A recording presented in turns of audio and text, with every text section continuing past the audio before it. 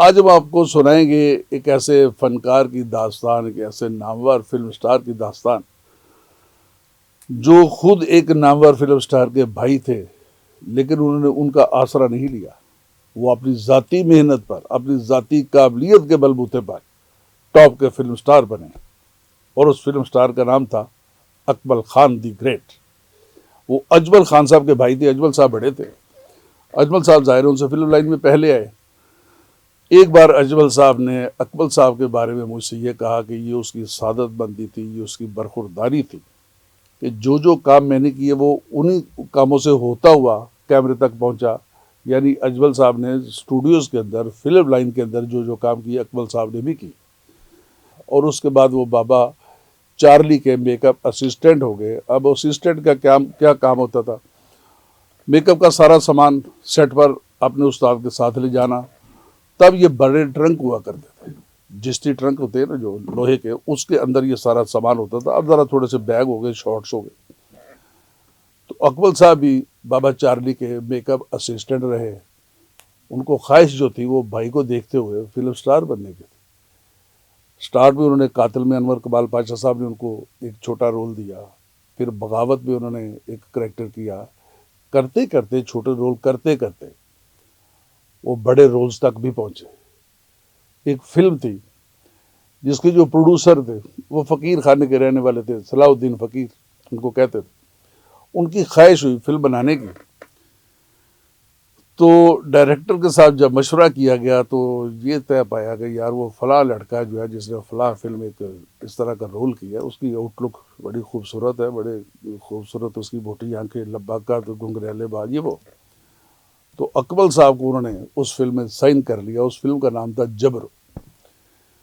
अब जो प्रोड्यूसर थे वो अपने जो बड़े भाई थे उनकी एक फैक्ट्री थी सिंध के इलाके गंबट में।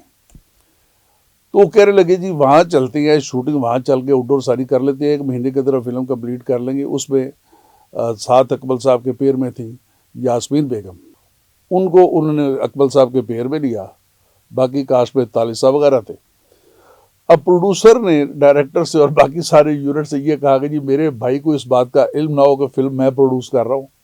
मैं जाके कह दूंगा ये मेरे दोस्त है और मैं अपने दोस्तों को ये जगह में अकोमोडेट करने के लिए अब वैसे इनके साथ आया। 1 महीने के अंदर उन्होंने जबरू फिल्म जो थी उसको कंप्लीट किया। जब वो आकर रिलीज हुई तो उसने तहलका मचा दिया।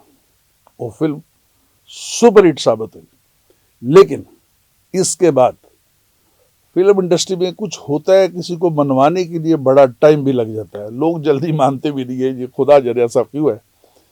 तो बहुत सारे लोगों ने ये कह दिया कि यार वो मेकअप असिस्टेंट थी, वो बस हो गया, फ्लूक लग गया, ये वो इस तरह की बातें मिलती जुलती। 2.5 साल अकमल साहब को दूसरी फिल्म नहीं मिली। इसके बाद MJ राणा साहब को एक फिल्म मिली, उसका नाम था सहती।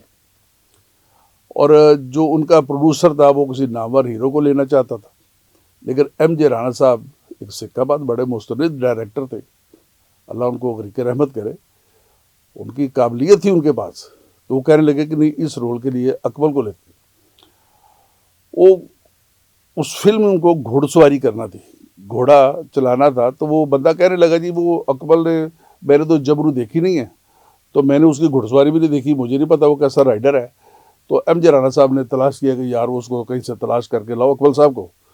वो मिल गए, उनको लेके। तो वो मुल्तान रोड के ऊपर वाक़या एक जगह है जिसको हिंजरवाल बोलते हैं।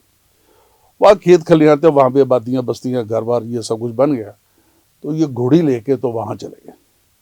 अब अकमल साहब को MJ राणा साहब ने बोला कि भाई प्रोड्यूसर ने आपकी घुड़सवारी देखनी है, इसके बाद ये आपको साइन करेगा। तो उन्होंने बोला जी आ जाए, चले। घोड़ी ली और वो हिंजरवाल चले गए। वहाँ जाके जब खुले मैदान में अकमल साहब घोड़े के ऊपर बैठे और घोड़े ने अपनी स्पीड पकड़ी, तो फिर चल सो चल। वो लाजवाब राइडर थे। घोड़ा भागता भागता एक बहुत बड़े दरख्त की तरफ चला गया, जिसकी जो शाखें थी वो यूं डाउन आई हुई थी, नीचे को थी। और घोड़ी चलते चलते बिल्कुल उसके जब करीब पहुंचते गई, और इस कदर करीब पहुंच गई कि MJ राणा साहब के बकौल वो कहते कि मैंने सोचा कि बस घोड़ी दरख्त से टकरा गई और अकमल गया। तो मैंने घबरा के यूं इकट्ठा हो गया, खुद को कर लिया कि ये क्या होने लगा।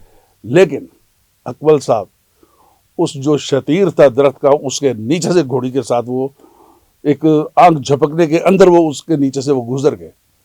जब वो वापस आए तो राणा साहब ने बोला कि भाई अकबर साहब क्या हुआ? तो बोले क्या हुआ? कह रही आपकी तो घोड़ी टकराने लगी थी दरख्त के साथ। वो कह रही जी राणा साहब, आपने कहा था जी आपके प्रोड्यूसर ने घुड़सवारी देखनी है मेरी, तो मैं तो घोड़ी को दानिस्ता तौर पर उस साइड पे लेके गया था कि उसके नीचे से गुजर के भी उसको दिखा दूं, ताकि आपके प्रोड्यूसर की तसल्ली हो जाए कि मुझे घोड़ा चलाना आता है। देखते रहिएगा लोकाई थिएटर।